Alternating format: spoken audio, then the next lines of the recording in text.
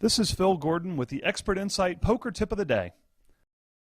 If you're a newcomer to No Limit Texas Hold'em, welcome. What took you so long? Here are the basic instructions for the game that you're about to fall in love with. A white disc known as the button designates which player is the dealer. This dealer button rotates clockwise after each hand to make it fair because it is an advantage to act last. Every hand before any cards are dealt, the first two players to the left of the dealer have to make forced bets, known as blinds. This starts the action and builds the pot. The first player is the small blind, and the second player is the big blind.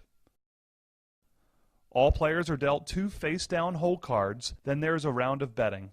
Since the small and big blinds have already put bets in, the action starts with the next player. Once the round of betting is complete, three cards are spread face up in the center of the table. This is known as the flop. These cards are common to everyone's hand.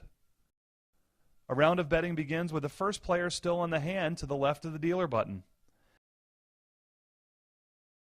After the betting is complete, one more card, called the turn, is put face up in the middle of the table. This card is also common to everyone's hand.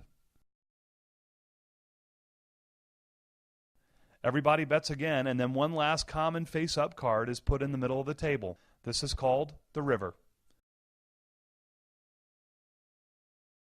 After one final round of betting, any players still in the hand turn their cards face up. The winner is the player that can make the best five-card poker hand out of any combination of the two cards in their hand and the five common cards on the board. That player wins all the chips in the pot. If you're new to all forms of poker, betting works like this. When it's your turn, if no other player has already bet, you have two options. You can either check or bet. If you check, you are not committing any chips to the pot. You are not betting yet. You're waiting to see what other players might do after you.